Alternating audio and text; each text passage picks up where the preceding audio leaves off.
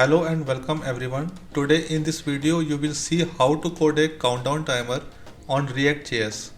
Here in this video we will be using basic HTML, CSS and JavaScript code to run our timer program.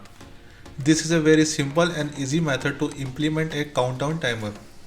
Before diving into coding, the countdown timer will display just seconds, and when timer reaches to 0, it will automatically stops. We will also create start, pause and reset button to get better control over countdown timer. So let's begin with the coding.